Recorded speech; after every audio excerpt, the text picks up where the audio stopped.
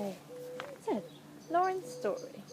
Lauren, who is involved in your story? In my story, there's me, obviously, my brother, my grandfather, my grandmother, and my parents. Okay, and when does your story start? Starts when I was 8 weeks old, so sort of July, August 2000. Okay. And what is your story? Well, I was born when my parents were quite young, so they were 18 and 19, and quite simply they couldn't look after me, they didn't have the resources. So when I was 8 weeks old, I went to live with my grandfather and grandmother, and my parents' relationship was sort of on and off for about 2 years until my brother was born, and then they officially sort of split up, and I had absolutely no contact with them until about a year ago. And why was that? My dad was in and out of prison.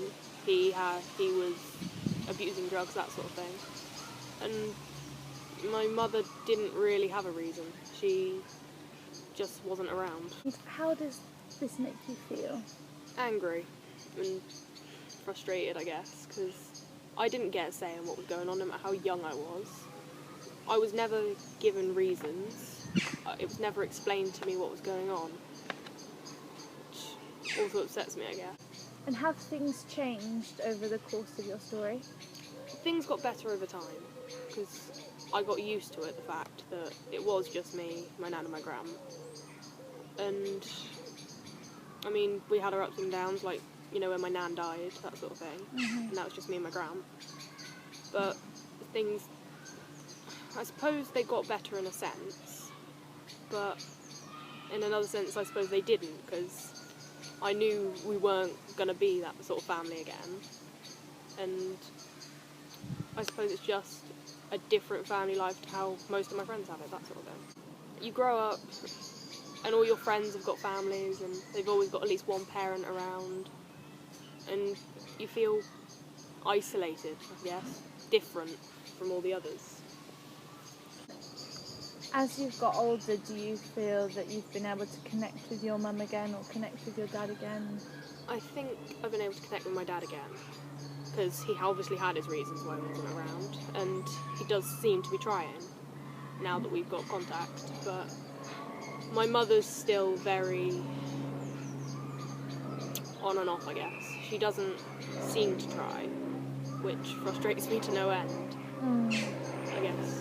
But I mean, she's got a family of her own now, so I can sort of understand how.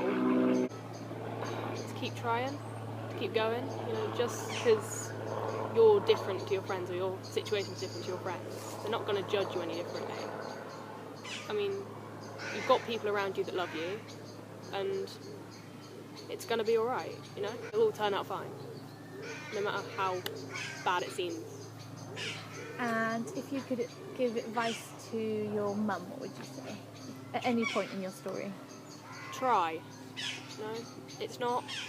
I understand that you're going through so much torment, I suppose, at the time, but it's not all about you, I guess, and how you feel. You've got to think about your kids as well. And advice for your dad?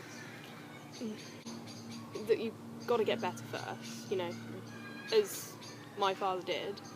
The kids have got to come first before anything else. And I guess advice or a message to your grandparents who are your carers? Thank you. Thank you for putting up with me for the last 14, 15 years now.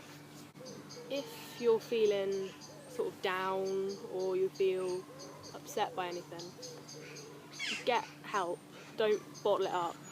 Tell your friends, tell someone you trust. Don't think that you can deal with it all on your own just because you think you're so independent, because I know people, and I've been there myself, that have made that mistake and it's ended up badly. You know, you feel, and it'll come out at a time like this when you're doing your GCSEs and it won't help.